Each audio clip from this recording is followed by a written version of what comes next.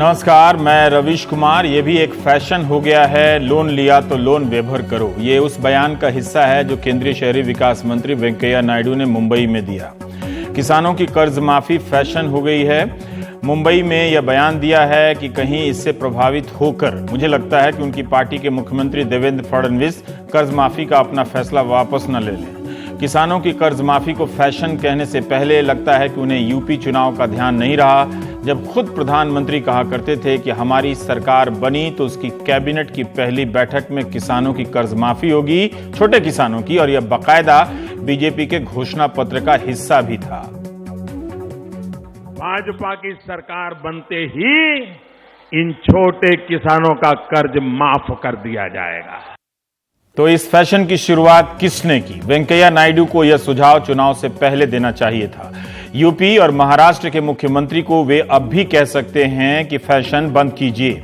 UP में सरकार बनते ही योगी सरकार ने कर्ज माफी का सबसे बड़ा और पहला फैसला लिया था।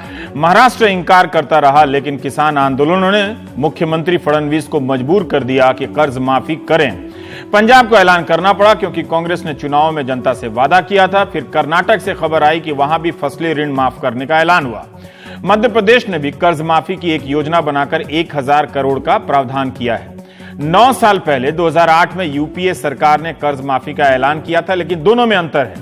2008 में केंद्र सरकार ने कर्ज माफी की थी, लेकिन इस बार राज्य सरकारें कर रही हैं। वित्त मंत्री जेटली ने कई बार कहा है कि कर्ज माफी सेंटर नहीं करेगी। सेंटर में एक हिसाब देखते हैं कि यूपीए के समय कितना ऐलान हुआ था और इस वक्त कितने करोड़ का ऐलान हुआ है। चारों तरफ जो मीडिया रिपोर्ट से मिलता है तो यूपी में 36,359 करोड़ की कर्ज माफी का ऐलान किया गया है। महाराष्ट्र ने 30,000 करोड़ की कर्ज माफी का ऐलान किया है। कर्नाटक ने 8,165 करोड़ की फसली ऋण माफ करने का ऐलान किया है। पंजाब में 9,500 करोड़ की कर्ज माफी का ऐलान हुआ। अमरिंदर सिंह ने स्पष्ट किया वो भी 4 साल में करेंगे। तेलंगाना ने 17,000 करोड़ की कर्ज माफी का ऐलान किया है। आंध्र प्रदेश ने 22,000 करोड़ की कर्ज माफी का ऐलान किया है। तमिलनाडु सरकार ने पिछले साल 5,780 करोड़ की कर्ज माफी का ऐलान किया था। 7 राज्यों का कुल योग बनता है करीब 1,40,304 करोड़ रुपया। 2008 में यूपीए ने 60,000 कर्ज माफी का ऐलान किया था। 2016 और 17 की कर्ज माफी का कुल योग है 1,40,000 करोड़। कहीं भी पूर्ण माफी नहीं हुई है। कहीं ऐलान हुआ है, कहीं होने के बाद आधा काम हुआ है, कहीं प्रक्रिया चल रही है और कहीं प्रक्रिया इतनी जटिल है कि उससे कुछ लाभ भी नहीं लगता। बिजनेस स्टैंडर्ड की खबर के अनुसार तेलंगाना ने 17,000 करोड़ की कर्ज माफी का वादा पूरा कर दिया है। आंध्र प्रदेश ने 22,000 करोड़ की माफी का वादा किया था, मगर फाइनेंशियल एक्सप्रेस की खबर के अनुसार आधा ही पैसा बैंकों को दिया है। अलग अलग क्या क्या छपता है देखिए, टीवी में ये सब नहीं आता। क्या आप जानते हैं कि किसानों पर कर्ज कितना है?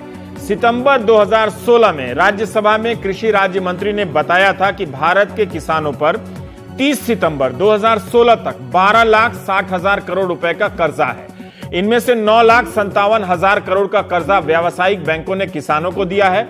12,60,000 करोड़ में से 7,75,000 करोड़ कर्जा फसलों के लिए लिया गया, जिसे फसली ऋण कहते हैं। तब पुरुषोत्तम रूपाला ने कहा था कि सरकार कर्जा माफ नहीं करेगी, रिजर्व बैंक को भी इससे आपत्ति है। 12,60,000 करोड़ का कर्जा है, आप जान चुके हैं। और 7 राज्यों में माफी का ऐलान जो हुआ है, जिसे हम फैशन कर रहे हैं, 1,40,000 करोड़। या कितना हुआ? 12%। क्या 12% कर्ज माफी का ऐलान फैशन है? अब सुनते हैं वेंकैया नायडू ने कहा क्या मुंबई में, वो ठीक से सुनते हैं। पैसा का जरूरत है तो उसको लोन लेंगे, बैंक भी लोन लेंगे। अभी एक फैशन हो गया आजकल, लोन लिया तो लोन वेवर करो। ये लोन किसका, पैसा किसका है? स्टेट बैंक में जो जमा है अरुंधति जी का मैडम का पैसा है क्या? आप लोगों का पैसा है। यहां माफ करे तो वहां पे करना पड़ेगा, तो माफ करना पड़ेगा एक्सट्रीम सिचुएशन में, मगर वो कोई फाइनल सोल्यूशन नहीं है। You have to take care of the system and you have to make people, the farmers, they should get remunerative price. They should be taken care in distress. Venkaiah Naidu के बयान में 3-4 बिंदु हैं। पहला कि कर्ज माफी फैशन होता जा रहा है। दूसरा कि कर्ज माफी अंतिम समाधान नहीं है। यह कोई कहता भी नहीं है कि कर्ज माफी अंतिम समाधान है। तीसरा बिंदु यह है कि किसान के हाथ में पैसा कैसे पहुंचे, इसके लिए क्या क्या कदम उठाया जाए, तो इसकी समीक्षा उन्हें ही करनी चाहिए, क्योंकि सरकार उनकी है और सरकार ने कदम तो उठाए ही होंगे। चौथा बिंदु यह है कि कर्ज माफी एक्सट्रीम सिचुएशन में होनी चाहिए। ये एक्सट्रीम सिचुएशन यानी चरम स्थिति, यानी अंतिम अवस्था क्या है? 22 जून को मध्य प्रदेश के 2 किसानों ने आत्महत्या कर ली। आज के दिन सागर के बसारी गांव के किसान गुलई कुर्मी पर 8 लाख रुपए का कर्जा था। 11 एकड़ जमीन के इस किसान के पास कर्ज के कारण खुदकुशी करने की कोई वजह नहीं होनी चाहिए थी, लेकिन कर्ज चुकाते चुकाते गुलई कुर्मी की 5 एकड़ जमीन बिक गई। जो 7 एकड़ जमीन बची थी उस पर भी महाजन की नजर पड़ गई। जाहिर है किसान कर्ज से दबा हुआ था और अपनी जमीन नहीं बचा पा रहा था। उस पर सेंट्रल बैंक से ट्रैक्टर लेने का लोन था जिसकी किश्त नहीं दे पा रहा था। गुलई की जेब से एक सुसाइड नोट भी मिला है। उस पत्र को सुनकर आप समझ सकते हैं कि किसानों की जान कौन लोग ले रहा है। 3 बच्चों के पिता गुलई लिखते हैं कि शंकर बहुदेनिया महाराज ने धोखाधड़ी से बेनामी करा लियो, जमीन गिरवी रखी थी, ब्याज द्वारा रखी, हम इनका ब्याज देते रहे, हमेशा देते रहे, इनकी नीयत खराब होने लगी। हमको जे धमकी देने लगे, हम जमीन पर कब्जा कर लेंगे। 1 लाख रुपए लिए जिसमें से लिखा पढ़ी के पैसे काटे, 1 लाख में से काटे बाकी 2,50,000 रुपया पहुंचे, उनको दिया मतलब 1 लाख। इनका हमारा हिसाब हो चुका था, फिर भी जे हमसे और पैसा मांग रहे हैं, जान मारने की धमकी देने को तैयार हैं। शंकर पिता परशुराम शंकर ने अपनी पत्नी के नाम से लिखा पढ़ी करी थी। शंकर महाराज पत्नी का नाम कमलाबाई है। धन्नालाल जान से मारने की धमकी देने को तैयार हैं, हमें किसी भी प्रकार से फंसा देंगे। सूदखोर, ये किसान लिखकर ने आत्महत्या की है उन्होंने। सूदखोर 20 से 24% तक का ब्याज वसूल लेते हैं। किसानों को जरूरत का सारा पैसा बैंकों से नहीं मिलता है। मध्य प्रदेश में 15 दिन में 20 किसानों ने खुदकुशी की है। 13 जून को मध्य प्रदेश के गृह मंत्री ने कहा कि पिछले 1 साल में सिर्फ 4 किसानों ने कर्ज के कारण आत्महत्या की है। ये वही मंत्री हैं जिन्होंने कहा था कि पुलिस की गोली से किसान नहीं मरे, फिर 3 दिन बाद माना कि पुलिस की गोली से मरे हैं। 3 मई को सुप्रीम कोर्ट में सेंटर ने जो हलफनामा दिया है उसमें बताया गया कि 2015 में मध्य प्रदेश में 581 किसानों ने आत्महत्या की। उसमें कहीं नहीं लिखा है कि इन किसानों ने कर्ज के कारण आत्महत्या नहीं की है, बल्कि यही लिखा है कि खेती में संकट के कारण तनाव है और सरकार उनकी आमदनी बढ़ाने का प्रयास कर रही है। हमने मंगलवार के प्राइम टाइम में मध्य प्रदेश से अपने सहयोगी अनुराग द्वारी से पूछा था कि इन महाजनों के पीछे जरूर कोई राजनीतिक ताकत होती होगी। इसकी ठीक से जांच होनी चाहिए कि किसान किन महाजनों से 20 से 24% का ब्याज ले रहे हैं और वो क्या करते हैं किसानों के साथ, उनकी शर्तें क्या हैं और कौन लोग हैं। किसान बैंक से परेशान है या इन महाजनों के चंगुल से? बुधनी मुख्यमंत्री शिवराज सिंह चौहान के सीहोर जिले की एक तहसील का नाम है। यहाँ 22 जून यानी आज सुबह ही 55 साल के शत्रुघ्न मीणा ने सल्फास खाकर आत्महत्या कर ली। परिवार के लोग होशंगाबाद के निजी अस्पताल भी ले गए मगर शत्रुघ्न ने दम तोड़ दिया। परिवार वालों के अनुसार शत्रुघ्न पर 10 लाख का कर्ज था। अपने खेत में बिजली का स्थायी कनेक्शन लेने के लिए वे तहसील पहुंचे। आज ही 22 जून को पता चला कि जिस 7 एकड़ जमीन को वो अपना मान रहे हैं उनके नाम ही नहीं है। बस वहां से लौटे, उनका हौसला टूट गया, सल्फास खाली और आत्महत्या कर ली। बेटे का आरोप है कि बीजेपी के स्थानीय नेता अर्जुन मालवीय उनकी जमीन हड़प चुके हैं। बीजेपी के प्रवक्ता ने माना कि अर्जुन मालवीय पार्टी के नेता हैं, मगर आरोप की जांच होनी चाहिए। वैसे हमारे सहयोगी अनुराग द्वारी ने अर्जुन मालवीय से उनका पक्ष लिया, फोन से ही लिया, मगर वीडियो रिकॉर्डिंग कर लिया जो हम आपको दिखाएंगे, दोनों की बाइट। निश्चित रूप से अर्जुन मालवीय हमारे मंडल के महामंत्री, हमारे अच्छे और समझदार कार्यकर्ता हैं, अनुशासन वाले कार्यकर्ता हैं। लेकिन जो मामला आरोप के आ रहे हैं उसमें आरोप में इसलिए हम थोड़ा सा तथ्यों में जाना चाहेंगे, कानून के जानकारी में जाना चाहेंगे, क्योंकि जो मृतक है उसका भाई कांग्रेस परिवार से है और कांग्रेस लगातार इस मध्य प्रदेश में साजिश कर रही भाजपा के खिलाफ कुछ ना कुछ तथ्य लगा के। तो मुझे लगता है इसमें थोड़ी अभी हमको जानकारी और निकालना पड़ेगी और कानून अपना काम करेगा और जो भी होगा सामने आएगा। उनके बेटे ने आरोप लगाया है कि आपने उनकी जमीन रख ली, इस पर आप कुछ कहेंगे? नहीं, ना मैंने उसकी कोई जमीन खरीदी है ना कोई ऐसा कुछ। ठीक है अर्जुन जी। वो ये कह रहे हैं कि आप बीजेपी के हैं, रसूख वाले हैं, इसलिए भी आपका वहाँ पर वर्चस्व है। नहीं, ऐसा कुछ नहीं, मैं कार्यकर्ता हूँ पार्टी का, जनरल किसान हूँ। अच्छा, मेरे गांव का किसान है, वो पड़ोसी है, मेरा पारिवारिक संबंध है उससे मेरे। अच्छा, मेरा ऐसा कोई लेन देन कुछ नहीं है उससे। अगर ऐसा है कि उन्होंने कर्ज दिया और उनकी जमीन कब्जा की तो ये कोई बड़ी बात नहीं है इस आरोप की जांच करना। मुख्यमंत्री अगर चाहेंगे तो आसानी से पता कर सकते हैं कि शत्रुघ्न मीणा की जमीन किसी ने अपने नाम की है या नहीं। तहसीलदार के कार्यालय से क्यों कहा गया कि ये जमीन उसके नाम नहीं है? ये तहसील कार्यालय में कौन कौन लोग शामिल हैं इसकी भी जांच कर सकते हैं। प्रवक्ता का यह बयान अजीब है कि अर्जुन मालवीय बीजेपी नेता हैं लेकिन उनके भाई कांग्रेसी हैं तो तथ्यों की जांच करनी चाहिए, क्योंकि वो अपने बीजेपी वाले भाई से कोई साजिश ना करा रहे हो। तो अब देखिए अजीब अजीब तर्क हैं। पंजाब के तरन तारण से ये जांच हो जानी चाहिए ताकि ये आरोप हट जाए। पंजाब के तरन तारण में भी 2 किसानों ने 22 जून को खुदकुशी की है। तरन तारण के कोटा सिवाय के किसान जोगिंदर सिंह और खडूर साहिब के पड़ते गांव आलोवाल के किसान दलबीर सिंह ने खुदकुशी की है। जोगिंदर सिंह पर 7 लाख का कर्ज था, इसमें 5 लाख कर्ज बैंक का था, 2 लाख आरती से लिए और 2.5 एकड़ जमीन थी उनकी। दलबीर सिंह ने भी रात को सोते वक्त जहर पी लिया। दलबीर सिंह ने 4 आरती से लिए थे पैसे, 2 लाख जलंधर के दूसरे आरतियों से, 1 लाख बैंक का कर्जा था, तो 4 एकड़ जमीन थी। 60 साल की उम्र में कोई किसान आत्महत्या कर रहा है तो इसका मतलब है कि किसान एक्सट्रीम सिचुएशन में है। कर्ज का डिटेल इसलिए बताया ताकि आपको पता चले कि किसान कहां से कर्ज ले रहा है, कितने ब्याज पर, माफी कितने की हो रही है, 1 लाख या ज्यादा से ज्यादा 2 लाख। वो भी ऐलान ही हुआ है। 22 जून को 4 किसानों ने आत्महत्या की है। शिवसेना ने वेंकैया नायडू के बयान की आलोचना की है। निखिल पांडे हमारे सहयोगी हैं, उन्होंने पंजाब के फतेहगढ़ साहिब के रैलो गांव के एक किसान से बात की। 35 साल से खेती कर रहे हैं, अब कहने लगे हैं कि हर साल कर्ज बढ़ता ही जा रहा है, लागत बढ़ रही है और जो लागत है उसके हिसाब से दाम नहीं मिल रहा। परिवार में 5 लोग हैं, 2 बेटियां 1 बेटा, सबकी शादी होनी है लेकिन शादी करने के पैसे नहीं। अब खेती छोड़ने का विचार कर रहा हूं, कहते हैं खेती करूंगा तो खेत ही किसान को खा जाएगी और किसान क्या खेती से खाएगा।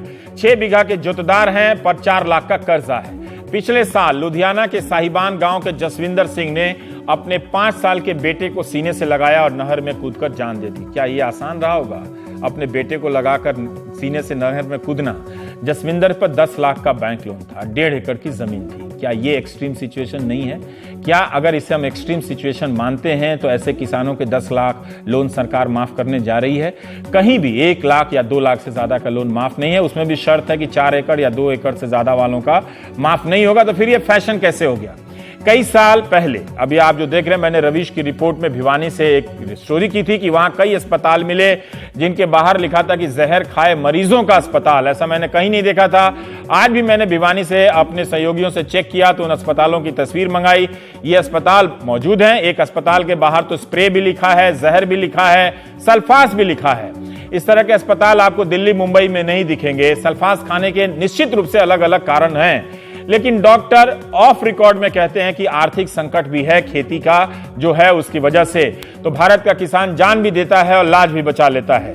2015 के राष्ट्रीय अपराध शाखा ब्यूरो की रिपोर्ट बताती है कि हरियाणा में खेती के सेक्टर में अब तरह तरह से कॉलम बदल रहे हैं। 162 लोगों ने आत्महत्या की और 28 किसानों ने आत्महत्या की। ठीक है कि भारत की राजनीति को भरोसा है कि वो किसानों को धर्म और जाति में बांट देगी और चुनाव के वक्त किसान खुशी खुशी बट भी जाते हैं, लेकिन यह भी एक तथ्य है कि आत्महत्याएं हो रही हैं। तेलंगाना में हर दिन 6 किसान आत्महत्या करते हैं। इसी साल 3 मई को केंद्र सरकार ने सुप्रीम कोर्ट में हलफनामा दिया कि खेती के सेक्टर में हर साल 12,000 किसान आत्महत्या करते हैं। एक साल में 12,000 किसानों का आत्महत्या करना क्या एक्सट्रीम सिचुएशन नहीं है? अब आते हैं राजस्थान की एक खबर पर। गरीब के साथ सरकार ही अच्छा मजाक कर सकती है। दीवार पर लिखा हुआ है कि मैं गरीब परिवार से हूं और राष्ट्रीय खाद्य सुरक्षा अधिनियम यानी एनएफएसए के तहत राशन लेता हूं। लाभार्थी का नाम है राजबाई पुत्र प्रभुदयाल, बीपीएल नंबर 64194111। सरकार कहती है कि कई लोग ऐसे इस योजना में शामिल हो गए थे जो बीपीएल के हकदार नहीं थे, इसलिए लिखा गया है। दौसा जिले के इस गांव में अगर आप आए और कुछ घरों पर इस तरह से लिखा देखें तो आपके मन को ठेस पहुंचेगी कि नहीं? ठीक, आप दिल्ली मुंबई में रहने वाले हैं, बात सही है, लेकिन कुछ दशक पहले आपके घर के लोग भी राशन का सामान लेते थे। सोचिए उस वक्त सरकार आपके घर के बाहर लिखवा देती कि आप अमीर हैं लेकिन आप राशन कार्ड लेते हैं। सरकार अपने रिकॉर्ड में हिसाब रखे जरूर। गरीब के बाहर के घर के बाहर क्यों लिखा गया है कि मैं गरीब परिवार से हूं और राशन लेता हूं? हमारी सहयोगी हर्षा कुमारी सिंह ने बताया कि दौसा जिले में 52,164 परिवार बीपीएल से हैं, यानी गरीबी रेखा से नीचे के लोग हैं। सरकार ने 1.5 लाख से अधिक घरों के बाहर वहां के प्रशासन ने दीवारों पर मैं गरीब परिवार से हूं ऐसा लिखवा दिया है। 15 किलो गेहूं का चक्कर में दीवार खराब कर दी तो सरकार ने लिखा दिया, तुम फिर शर्मता नहीं की। 15 किलो गेहूं मिले थे, यहाँ खातरी दीवार पे लिखा थे, यहाँ को देखे कहाँ लिखवा लिया भाई, सरकार लिखवा दी, मैं कहीं शर्म चिरावत। मैं ये नहीं कह रहा कि ऐसा लिखना दीवार फिल्म के उस सीन की तरह है जिसमें किरदार विजय के हाथ पर लिख दिया गया था कि मेरा बाप चोर है। उस तरह का मामला तो नहीं लगता। फिर भी गरीब के घर के बाहर गरीब लिखते वक्त इतना तो सोचना चाहिए कि उसकी भी कुछ मान मर्यादा होती है, उसका स्वाभिमान होता है। एक चीज समझ लेनी चाहिए कि सब्सिडी खैरात नहीं है, ना ही भीख है, बल्कि यह अधिकार है जिसे देते समय बाकायदा सरकारें संसद में कानून बनाती हैं, मंत्रिमंडल में बैठकर फैसला लेती हैं। राजस्थान में राशन कार्ड धारकों को जब आधार से जोड़ी दिया गया है, तब दीवार पर लिखने की क्या जरूरत है कि मैं गरीब हूं और राशन लेता हूं? फिर आधार को बंद कर दीवार पर ही लिखना चाहिए कि मैं गरीब हूं और राशन लेता हूं। जरूर इसमें कोई घोटाले का भी आइडिया होगा। यह रिपोर्ट जो आप अपने स्क्रीन पर देखने जा रहे हैं 2010 की है, हमारी पूर्व सहयोगी रुबीना खान शापू ने की थी। दीवार है मध्य प्रदेश की, यहां के गोपालगंज के गांव में परिवार वालों की मंजूरी के बगैर दीवार पर गरीब लिख दिया गया था। तब भीखम ने रुबीना खान शापू से कहा था कि अपने घर के बाहर इस तरह से लिखा देख पीड़ा होती है कि मैं गरीब हूं और बीपीएल नंबर। अब सबको पता चल गया कि हम गरीब हैं, बेटी की शादी होने में मुश्किल आएगी। जब मीडिया में बात आई तो प्रशासन ने इसे मिटा दिया, मगर अनुसूचित जनजाति के लोग इस बात से काफी नाराज हुए क्योंकि उनके साथ पहली बार ऐसा नहीं हुआ था। तब 2009 के एक साल में राष्ट्रीय मानवाधिकार आयोग में उन्होंने शिकायत भी की कि इस तरह की निशानदेही से उनका अपमान होता है। राजस्थान और मध्य प्रदेश में बीजेपी की सरकार है, मगर 2008 में हरियाणा में जब कांग्रेस की सरकार थी, तब भी राज्य सरकार ने फैसला लिया कि बीपीएल परिवारों की दीवारों पर बीपीएल नंबर लिख दिए जाएंगे, पेंट होगा। उस समय भी खूब विवाद हुआ। राजस्थान के पंचायती राज मंत्री ने हर्षा कुमारी सिंह से कहा है कि पिछले कांग्रेस सरकार का ये 2009 का आदेश था, उसी के तहत लिखा गया है। कमाल है, 2013 से राजस्थान में बीजेपी की सरकार है, ये चौथा साल है और 2009 का आदेश लागू हो रहा है। गनीमत है, मंत्री जी भी मानते हैं कि यह सही नहीं है और अगर ऐसा लिखा गया है तो हटवाया जाएगा। वैसे भी सरकार के पास अगर यही दलील है कि अमीर या जो गरीब नहीं है वो बीपीएल की योजना का लाभ ले लेते हैं, तो उनके घरों की दीवार पर लिखवा देना चाहिए कि मैं अमीर हूं और बीपीएल की योजना का लाभ लेता हूं। क्या कर्ज माफी फैशन है? हम बात करेंगे देवेंद्र शर्मा से, कुछ इस सेगमेंट में, कुछ अगले सेगमेंट में। देवेंद्र जी, हम जो जानना चाहते हैं आपसे कि ये जो बार बार कहा जाता है कि कर्ज माफी अंतिम समाधान नहीं है, ये कौन कहता है कि कर्ज माफी अंतिम समाधान है? क्या आप ऐसे किसी को जानते हैं जो कहता है कि ये फाइनल सॉल्यूशन है कर्ज माफी, और ये क्या आपको लगता है कि ये फैशन हो चुका है?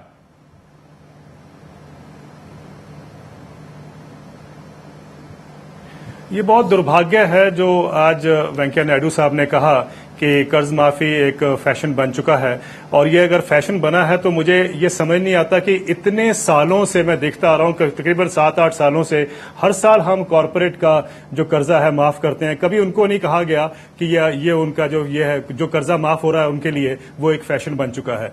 लेकिन जब भी गरीब की बात होती है या किसान की बात होती है तो सरकार को लगता है या देश को लगता है कि ये बोझ हो गया है देश के ऊपर, किसान जो है वो देश के ऊपर बोझ हो चुका है और जिसको इतना जल्दी उतारने की कोशिश की जा रही है कि वो चाहे मरे चाहे खेती छोड़े, जो भी हो उनके साथ किसी को फिक्र नहीं है। मैं इसलिए कह रहा हूं रवीश जी कि पिछले 5 सालों से स्टडीज बताती हैं, आंकड़े बताते हैं हमें कि किसान को नुकसान हुआ है अधिकतर फसलों में एमएसपी के माध्यम से भी और बाजार के माध्यम से भी देखा जाए तो किसानों को नुकसान हुआ है।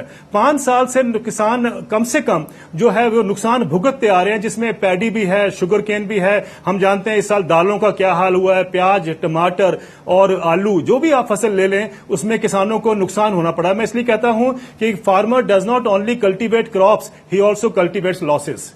और यही होता आया है पिछले 5 साल से कि वो लॉसेस को कल्टीवेट करता आया है। अगर आज कर्जा इतना जो प्रोटेस्ट हुआ है उसका मतलब सिर्फ एक ही है कि इतना कर्जा उसके सामने बढ़ गया है आज कि वो कर्जा इस टाइम किसी को भी, कोई भी अगर उसकी जगह पे हो, उसका कर्जा वो उतारना पड़ेगा। और अगर आज देश सोचता है कि ये कर्जा उसके लिए फिस्कल डेफिसिट बढ़ जाएगा, ये गलत बात है, क्योंकि उन किसानों ने अपना पेट काटकर देश को सस्ता अनाज दिया है। और आज देश की जरूरत है, देश को खड़े होना चाहिए, उन किसानों की मदद करें जिन्होंने अपना पेट काटकर देश के सामने इतनी बड़ी कुर्बानी की है इतने सालों से। और इसको कहते हैं हम कि ये फैशन हो चुका है। इससे क्या बड़ा दुर्भाग्य हो सकता है? सवाल मैं जानना चाहता हूं, अगर आप ये देखें सारी जो जितना आज तक लोन माफ किया गया है अभी तक देखें रवीश जी, 4 राज्यों में जो लोन माफी की बात की गई है या उन्होंने बताया है वो मात्र 84,000 करोड़ रुपया है।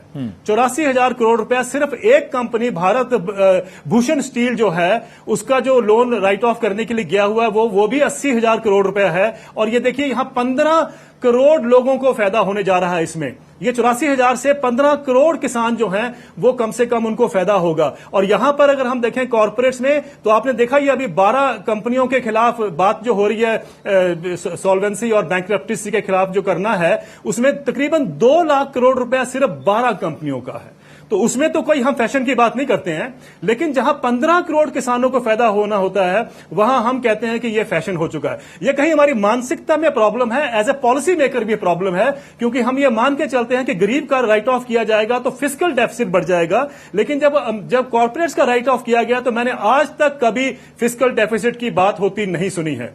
और कितना बड़े लोन की हम बात कर रहे हैं, तकरीबन 15 लोगों का 10 लाख करोड़ रुपए जो है वो अंडर स्ट्रेस है, जिसमें से 7 लाख करोड़ रुपए तकरीबन जो है वो राइट ऑफ के लेवल पर है, जिसको राइट ऑफ करने की बात हो रही है। और वो 15 लोगों की बात हो रही है। और यहां पर देश में अगर हम 3 लाख भी करोड़, जैसा कई लोगों ने कहा है कि अगले 2 साल में 3 लाख करोड़ हो जाएगा, तो उसमें 32 करोड़ लोगों को फायदा होगा।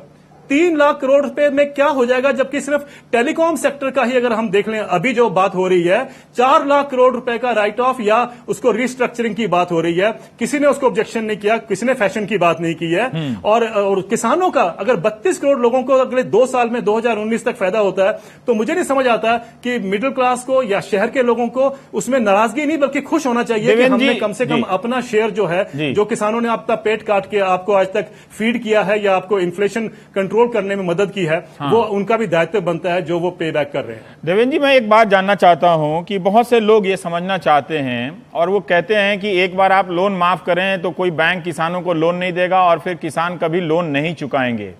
क्या अब इस पे आपके पास कोई जानकारी है जिसके जो ऐसा सोचते हैं उन्हें कोई जवाब मिल सके कि हमारा किसान लोन लेता है तो वो लोन नहीं देना चाहता है, वो लोन जिस तरह से उसका जो छुपाने का वो इंतजार करता है कि कोई चुनाव आएगा तो वो लोन उसका माफ हो जाएगा, इसलिए लोन नहीं देते। क्या इसके बारे में उनके लोन चुकाने की क्षमता या प्रदर्शन पे को लेकर कोई आंकड़ा है आपके पास?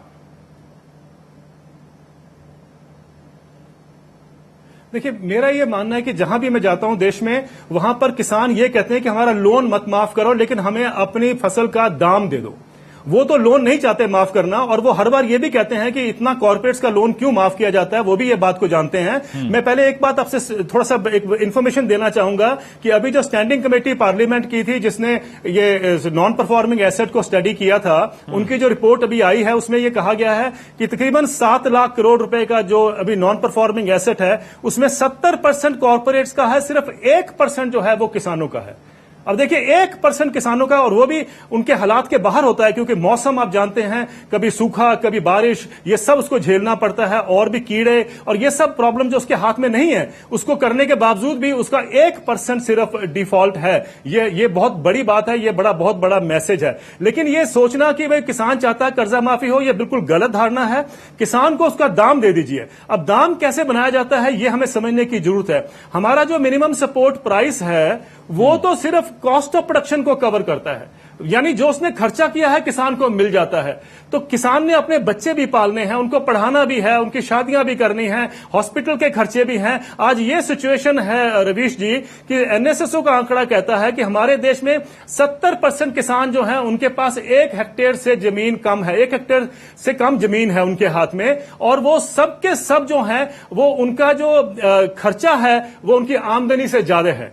तो वो तो उनको तो कर्जे पे कर्जा, क्योंकि हमने ऐसा स्ट्रक्चर बना दिया कि प्राइसेस को हमने कम रखा हुआ है, उसको फ्रीज किया हुआ है। जो बीच वाले छोटे किसान रह गए, जो कम से कम अगर हम गिने 1 से लेकर 2 हेक्टेयर के बीच में, उनका भी अगर देख ले तो कम से कम उनका 15% 20% जो है वो ज्यादा से ज्यादा वो कमा पाते हैं अपनी उसके जो उन्होंने लिया है एक्सपेंडिचर्स, मतलब उनका कम होता है इतना। लेकिन वहां पर भी हम देखें तो 80 या 83% जो छोटे किसान है हमारे, क्योंकि हमने दाम इतने कम रखे हुए हैं, और मैंने कई बार कहा कि दाम 45 साल में 19 गुना बढ़े हैं मिनिमम सपोर्ट प्राइस गेहूं का, लेकिन सरकारी मुलाजमों की जो तनख्वाह है या सैलरी है वो इसी पीरियड में 45 सालों में 1970 और 2015 के बीच में 120 से 150 गुना बढ़ी है। कॉलेज के प्रोफेसरों की सैलरी सिर्फ बेसिक पे और डीए 150 से 170 गुना बड़ा है, और किसान का जो मिनिमम सपोर्ट प्राइस है वो मात्र 19 गुना बड़ा है गेहूं के उसमें देखें तो किसान की तो इनकम जो है वो फ्रीज की जा चुकी है। और मैं ये जानता हूं, आप भी मानेंगे, अगर सरकारी मुलाजमों की भी इनकम 5वें वेतन आयोग पे फ्रीज कर दी गई होती तो बहुत सारे लोग आत्महत्या भी कर चुके होते और नौकरी छोड़ भी चुके होते। कहने का मतलब यह है कि हम डेलिबरेटली किसान को या खेती को deliberately we are keeping them impoverished, we are killing agriculture, क्योंकि सारी पॉलिसीज ये है कि इनको खेती से बाहर निकालना है। यही सरकार नहीं, पिछली सरकारें भी करती आई हैं। इनको खेती से निकालना है और सस्ते मजदूर चाहिए, चीपर लेबर चाहिए, दिहाड़ी मजदूर चाहिए शहरों में। उसके लिए ये सारा कोशिश, क्योंकि रिफॉर्म्स जो हैं वो चीपर लेबर की उसकी जरूरत है। तो basically to keep economic reforms alive हम लोग एग्रीकल्चर को मार रहे हैं, सैक्रिफाइस कर रहे हैं। ये जब तक हम नहीं समझेंगे तो ये हमें नहीं समझ आता कि किसान क्यों मर रहा है, किसान क्यों आत्महत्या कर रहा है, किसान क्यों अपना कर्जे माफी की बात कर रहा है। एक चीज मैं जानना चाहता हूं, मध्य प्रदेश का जो उदाहरण दिया उसमें जो सूदखोर हैं, महाजन हैं, उनका भी रोल है, जो मनी लेंडर हैं। तो ये मनी लेंडर 20%, कहीं 24% सुनने को मिलता है। इनकी शर्तें क्या होती हैं ये तो कहीं बात सामने आती नहीं है। ये जमीन कब्जा लेते हैं। मैं ये जानना चाहता हूं कि बैंक से जो सरकार ने बताया है कि 30 सितंबर 2016 तक 12,60,000 करोड़ का कर्जा है किसानों पर, उनमें से 9,57,000 करोड़ का कर्जा कमर्शियल बैंकों ने किसानों को दिया है। तो 3 लाख करोड़ का कर्जा जो है वो जरूर बैंक के अलावा आता होगा, हो सकता है इसमें कोऑपरेटिव बैंक हो, ये हो। फिर भी मैं जानना चाहता हूं कि क्या ये आंकड़ा पर्याप्त है ये समझने के लिए कि किसान मनी लेंडर से उतना परेशान नहीं है?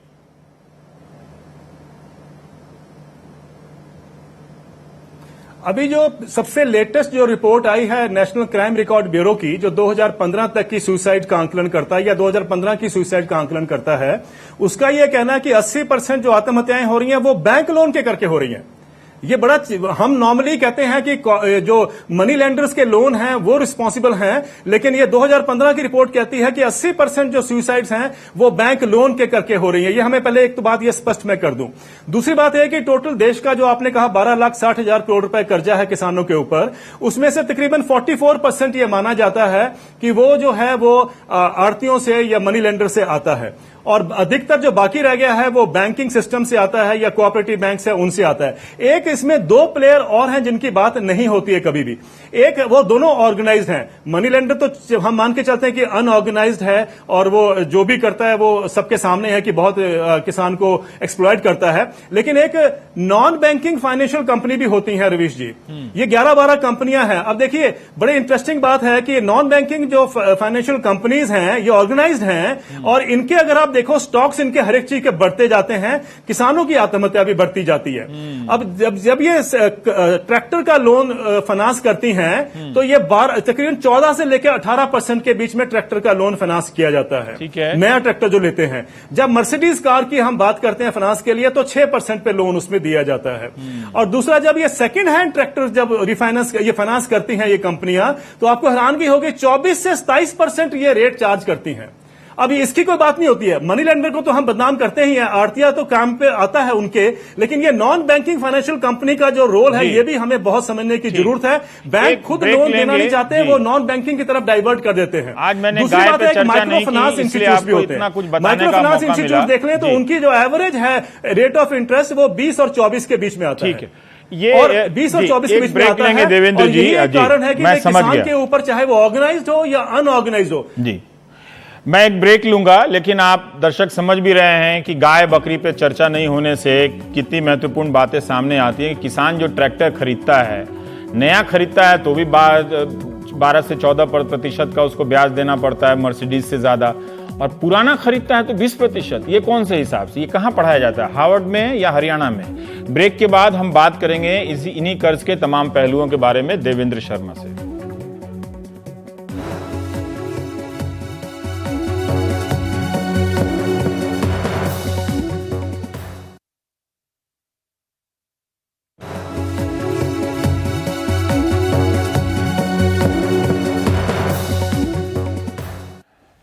देवेंद्र जी, एक सवाल का जवाब चाहता हूं कि कई सरकारें, अब मंत्री लोग बहुत मुखर होकर बोलने लगे हैं कि किसान खेती के कर्ज के कारण सुसाइड नहीं कर रहा है। वो या तो शराब पीता है या अन्य कारणों से वो सुसाइड कर रहा है। लेकिन जब वो चिट्ठी लिखता है तो लिखता है कि महाजन जमीन पे कब्जा कर रहा है, 8 लाख 10 लाख का कर्जा है। मैं इस पे जानना चाहता हूं कि ये क्या बदलाव है, इसमें क्या सच्चाई है? ये 12,000 किसान मर रहे हैं खेती के कारण या शराब या अन्य कारणों से?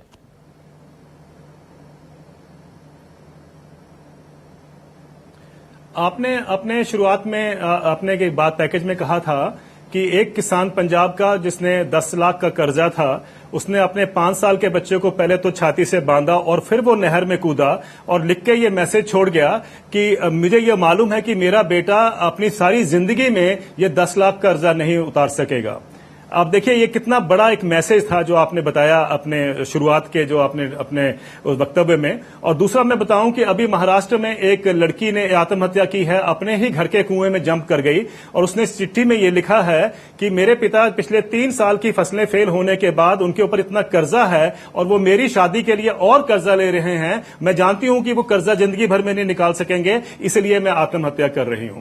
कहने का मतलब यह है कि हमने सिवाय इसको मजाक बनाने के या जैसा कहा गया कि भाई ये फैशन बन गया ये कहने के, हमने कभी किसानों की जो हालात हैं उसको समझने की कभी कोशिश नहीं की है। शराब पीना या ये कहना कि शादियों में बहुत ही पैसा खर्च करता है, मैं आपसे एक बात पूछना चाहता हूं रवीश जी कि जिस आदमी की 5 साल में कोई अपनी खेती से कोई आमदनी ही नहीं हुई है, वो अगर शराब भी पीना चाहे या अपनी बेटी की शादी भी करना चाहे तो मुझे बताइए वो कैसे करेगा? वो आपसे पकड़ेगा पैसे या कर्जा लेगा बैंक से नहीं तो साहूकार से लेगा, वो कुछ ना कुछ तो करेगा और उसको यूज करेगा। अगर वो इसको करता है तो सब कहते हैं कि भाई शादी वो जो है उस पर खर्चा कर रहा है। अफसोस ये है कि हम ये जानना नहीं चाहते, देखना नहीं चाहते कि हमारे करके वो किसान जो है आज इस मजबूरी में है, क्योंकि हम उसको जो उसका हक बनता है वो उसको नहीं दे रहे हैं। हमने एक अध्ययन किया रवीश जी, हमारा ये अध्ययन कहता है कि हम हर साल किसानों को देश में जो उनका हक बनता है इनकम का 12,80,000 करोड़ रुपया उनका हक बनता है हर साल, जो हम उनको वंचित रखते हैं या जिसको कहते हैं हिंदी में कि चूना लगाया जाता है किसानों को। 12,80,000 करोड़ रुपए का ये हमने एक टीम बैठाई इकोनॉमिस्ट की और एक्सपर्ट्स की, 3 हम उसमें वर्कशॉप कर चुके हैं। और बताइए जब 12,80,000 करोड़ रुपया किसानों की जेब से निकाला गया हो या उसको हक ना दिया गया हो तो आप उससे क्या एक्सपेक्ट करते हैं? अफसोस यह है कि हम ये चीजों में सिर्फ एक मैसेज देना चाहते हैं, जैसे कि हम ये कि किसान कुछ काम नहीं करते हैं। पंजाब का मैं आपको उदाहरण देता हूं। पंजाब के 98% एश्योर्ड इरिगेशन है। दुनिया में एक स्टडी कहती है पंजाब की कि सीरियल क्रॉप्स में, यानी गेहूं धान मेज मिला लें तो सीरियल क्रॉप्स में दुनिया में सबसे टॉप पर है वो क्रॉप प्रोडक्टिविटी पे, पैदावार में। अब मुझे बताइए अगर वो निठल्ला है, कोई काम नहीं करता या उसका लव अफेयर है जिसके करके वो अपना समय व्यर्थ करता है, तो ये दुनिया में पंजाब टॉप पे कैसे आ गया? अगर आज पंजाब टॉप पे है तो हमें इस पर गर्व करना चाहिए कि हमारे किसानों ने इतना बढ़िया काम किया है कि वो दुनिया में टॉप कर रहे हैं आज प्रोडक्टिविटी के ऊपर। और ये अफसोस नहीं हम जानना चाहते कि ये नहीं जानना चाहते और इस पे हम अफसोस नहीं जताते कि इतना कुछ होने के बावजूद भी 3, 4, 5 किसान रोज आत्महत्या कर रहे हैं पंजाब में। पंजाब अब एक हॉटस्पॉट बन गया है फार्मर्स सुसाइड्स का। और कल हमने एक रिपोर्ट देखी है पंजाबी यूनिवर्सिटी की कि हर तीसरा किसान जो है बिलो द पॉवर्टी लाइन है। एक सवाल मैं जानना चाहता हूं राज्य में है जिसमें पहले कहा कि एक सेकंड रुकना चाहता हूं। इरिगेशन 98% है और कहीं दुनिया में 98% नहीं है इरिगेशन। ठीक है, अमेरिका में सिर्फ 12% एश्योर्ड इरिगेशन है। मैं रोकना चाहता हूं आपको। अगर ये लेवल है और लोग जब बोलते हैं तो मुझे इतना दुख होता है कि शायद इनको संवेदना मेरा एक सवाल है आपसे, मेरा एक सवाल है। हरीश दामोदरन जो बहुत अच्छा लिखते हैं इंडियन एक्सप्रेस में, उन्होंने लिखा है कि किसान जो है, उन्होंने पूरा एक चार्ट देके बताया है कि कैसे एमएसपी में 2-3 फसलों में ही एमएसपी दी जाती है। एमएसपी मतलब लागत से ज्यादा थोड़ा निकाल कर, बाकी सब में एमएसपी जो है उसके लागत के बराबर ही रहती है, थोड़ी अधिक होती है। लेकिन वो कह रहे हैं कि इस बार पिछले साल खूब लोगों ने दलहन की खेती कर दी, पैदावार ज्यादा हो गया, प्राइस क्रैश कर गया, तो अब लोग वापस कपास की तरफ लौटे हैं और खूब कपास की खेती कर रहे हैं। दलहन के क्या एरिया कम हो गया है और वो अब ज्यादा उत्पादन होगा। तो मैं ये जानना चाहता हूं, हम इतना सुनते हैं कि सैटेलाइट इमेज ले लिया, ये ले लिया, वो ले लिया, क्या किसानों को रियल समय में नहीं बताया जा सकता कि उत्पादन जो है वो ज्यादा हो चुका है बुआई कपास की, तो अब आप अपने एरिया में या आप लोग अब और ना बोएं वरना दाम क्रैश करेगा या और आपको घाटा हो सकता है। तो ये जो प्राइस क्रैश हो रहा है इसको आप कैसे देखते हैं?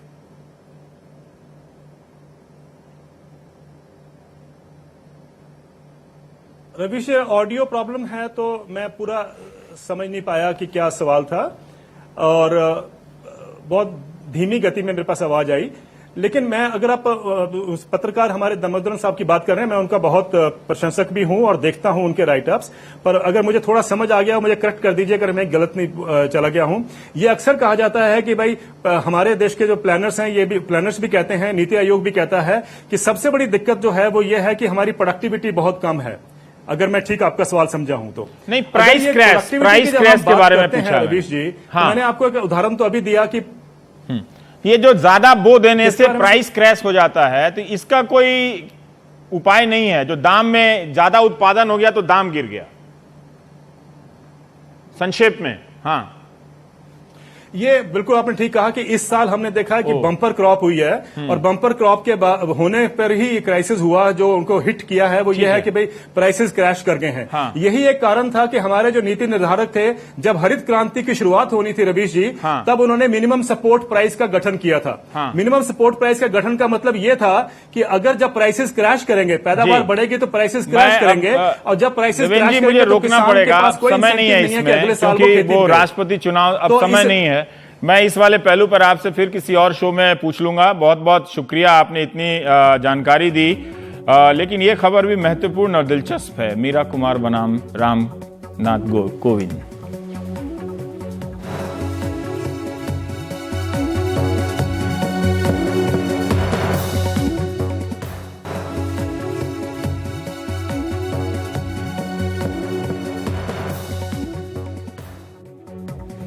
बिहार की बेटी बनाम बिहार के पूर्व राज्यपाल। इस बार राष्ट्रपति के चुनाव में बिहार फंस गया है। ऐसा लग रहा है कि यह चुनाव मुख्यमंत्री नीतीश कुमार और लालू यादव के बीच हो रहा है।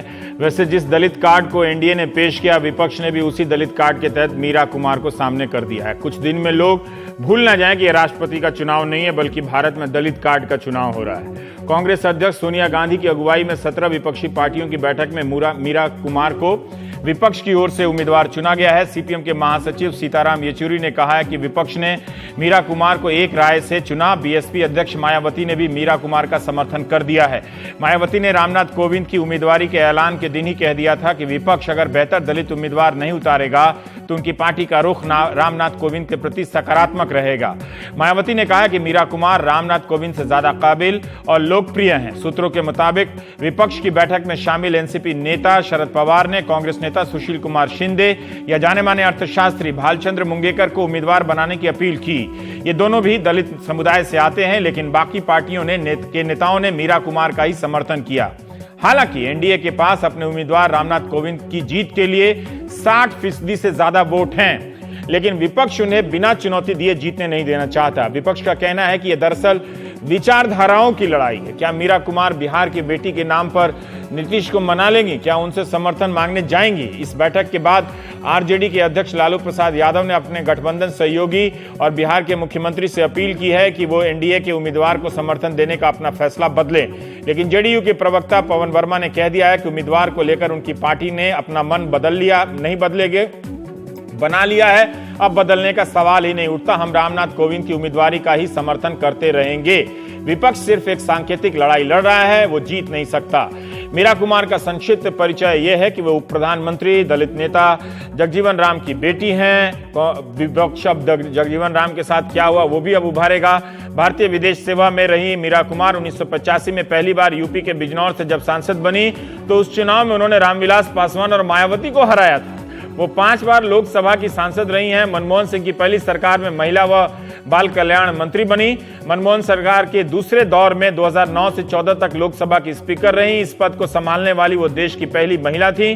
कांग्रेस के बाहर दूसरी पार्टियों में उनकी भी रामनाथ कोविंद की तरह अच्छी खासी पैठ है, और खास बात यह है कि राजनीति में उनके दुश्मन कम ही होंगे, जैसे कोविंद साहब के नजर आ रहे हैं। एक नजर देख लीजिए उनकी उम्मीदवारी पर क्या कह रहे हैं अलग अलग दलों के नेता।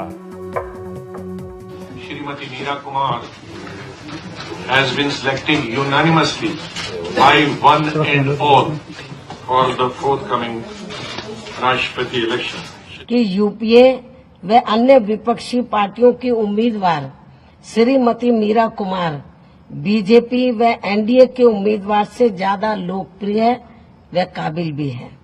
इस कारण अब हमारी पार्टी श्रीमती मीरा कुमार को ही राष्ट्रपति पद के लिए अपना समर्थन घोषित करती है। So she is the unanimous choice of all the 17 parties, and we have appealed to all the other opposition parties to offer support this candidate.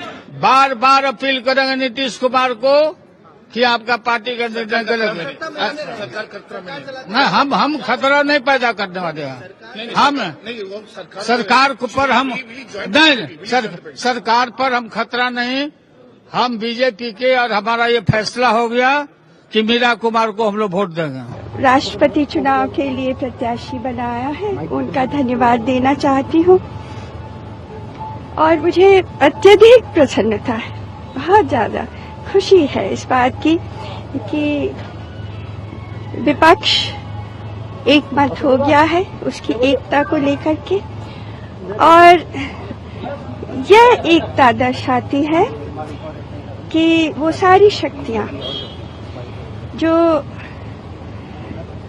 मूल्यों में, आदर्शों में अटूट विश्वास करती हैं वो एक हो गई है। मैं उनके प्रतिनिधि के रूप में राष्ट्रपति का चुनाव इन मूल्यों के आधार पर लड़ूंगी।